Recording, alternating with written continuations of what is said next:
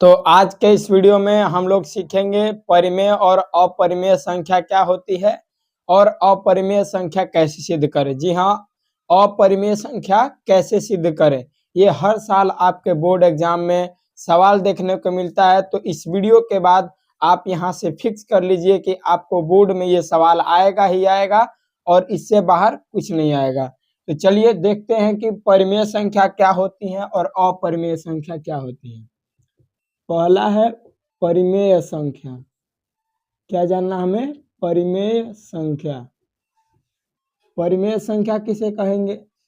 तो वैसी संख्या जिसे P बटा Q के रूप में लिखा जा सकता है। क्या किया जा सकता है? इसे P बटा Q के रूप में लिखा जा सकता है, अर्थात भिन्न के रूप में। किस रूप में? भिन्न के रूप में हम इसे लिख सकते हैं। फिर दूसरा क्या है कि Q नॉट इक्वल 0, यानी ऊपर वाले को अंश बोलते हैं, आप लोगों को पता होगा, और नीचे वाले को हर बोला जाता है।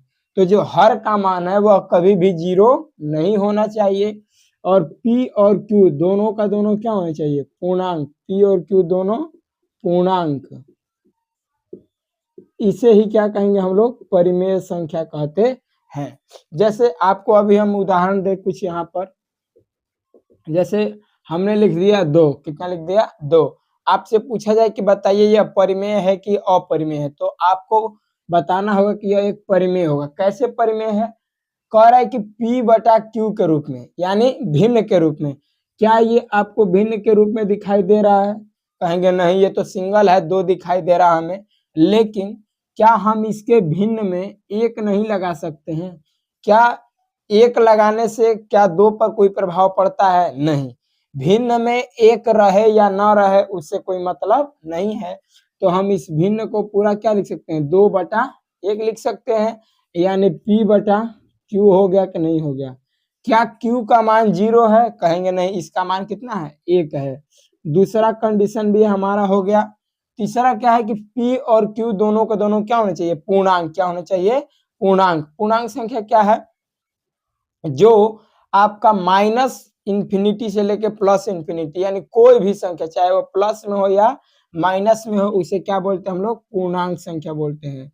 तो P और Q दोनों क्या होने चाहिए? पूर्णांक होने चाहिए।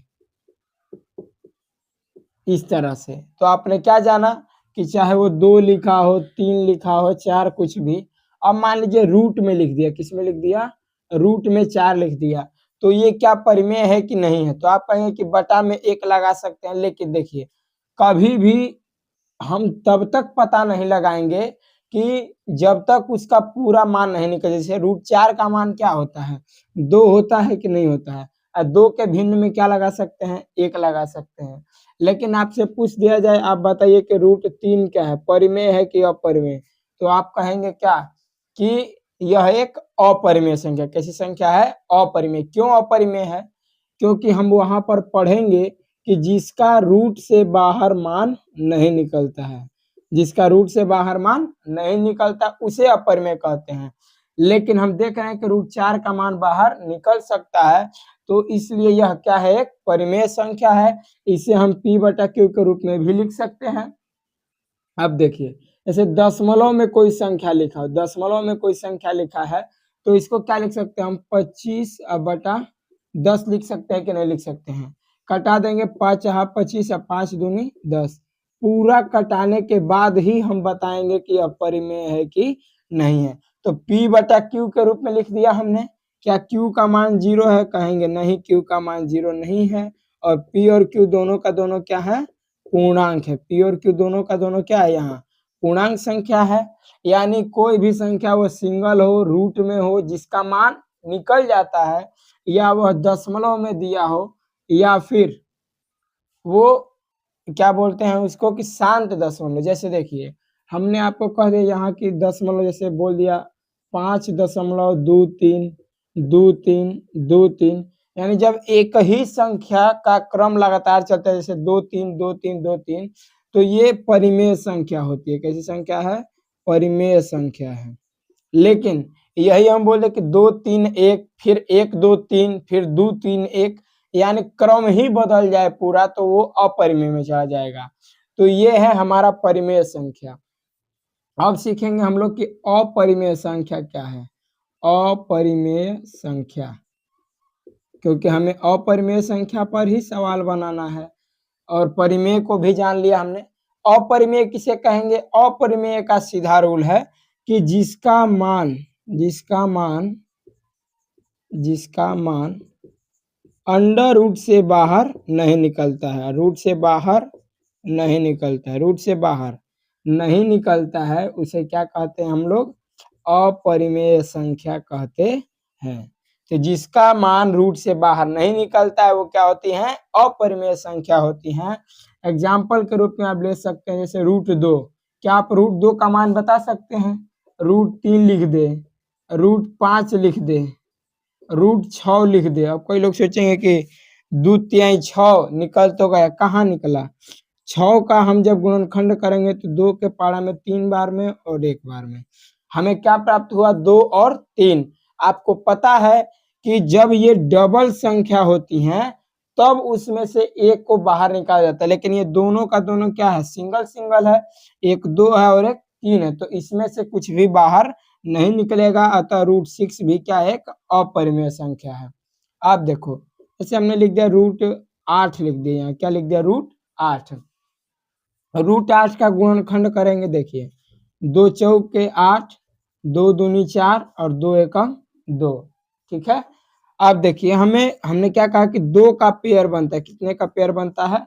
2 का। इन 2 में से 1 2 तो बाहर निकल गया, लेकिन 1 2 का मान क्या बाहर निकला है? नहीं। तो आप बोलेंगे कि 2 तो बाहर निकला है और जो नहीं निकलता उसे किस में लिखते हैं?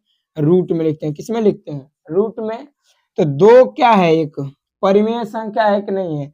2 के भिन्न में 1 लगा सकते हैं, तो 2 एक परिमेय है। लेकिन √2 क्या है? क्या √2 का मान बाहर निकलता है? कहेंगे नहीं। तो 2 एक परिमेय संख्या है, जबकि √2 एक अपरिमेय संख्या है। और जब परिमेय को अपरिमेय में क्या किया जाता है? गुणा किया जाता है, तो अपरिमेय संख्या ही प्राप्त होती है। तो उम्मीद है कि आपको इतना समझ में आया होगा। अब चलते हैं हम लोग सिद्ध करने पर कि कैसे सिद्ध करें कि यह एक अपरिमेय संख्या है। चलिए तो देखते हैं हम लोग कि कैसे आखिर सिद्ध करेंगे कि √2 क्या है? एक अपरिमेय संख्या। √2 क्या है? एक अपरिमेय संख्या है।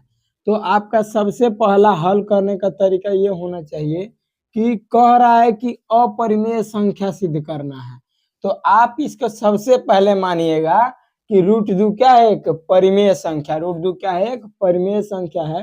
तो क्या लिखेंगे कि माना कि √2 एक परिमेय संख्या। √2 कैसी संख्या है? एक परिमेय संख्या है।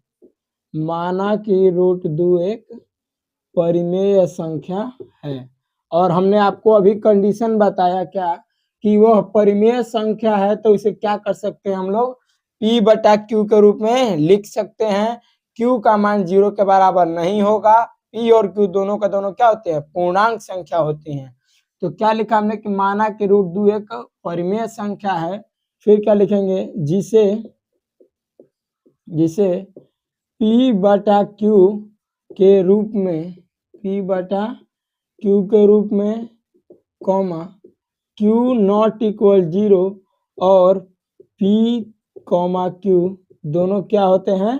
पूर्णांक संख्या। P और Q दोनों पूर्णांक संख्या होने चाहिए। पूर्णांक संख्या होने चाहिए। ठीक। P और Q दोनों का दोनों क्या होना चाहिए? पूर्णांक संख्या होनी चाहिए। तो हमने क्या लिखा कि माना कि √2 एक परिमेय संख्या है, जिसे P/Q के रूप में Q का मान 0 के बराबर नहीं होगा और P और Q दोनों का दोनों क्या होता है? पूर्णांक संख्या। अब क्या करेंगे? हम √2 को किसके बराबर मान रहे हैं? P/Q के रूप में। P/Q तिर्यक गुणा करते हैं तो P को 1 में गुणा करेंगे P, और √2 को Q में गुणा करेंगे तो √2Q। ठीक है। अब देखिए हम यहाँ दिखाई दे रहा है कि P और Q को दोनों क्या है? एक पूर्णांक संख्या। दोनों का दोनों क्या है? एक पूर्णांक संख्या और सह अभाज्य संख्या। कैसी संख्या है?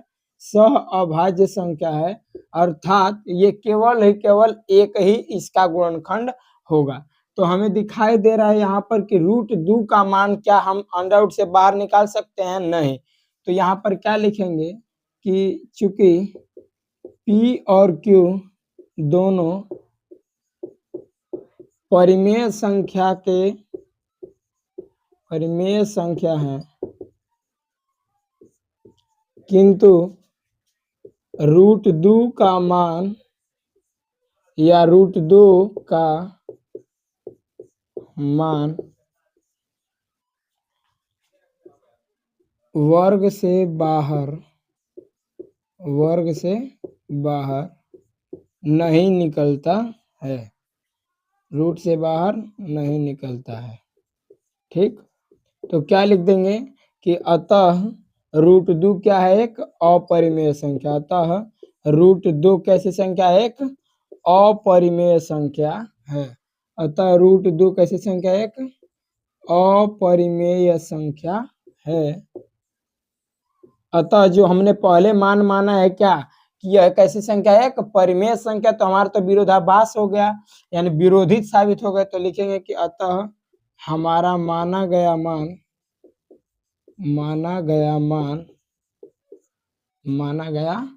मान विरोधाभास साबित होता है।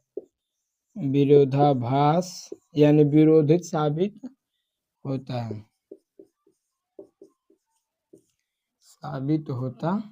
है।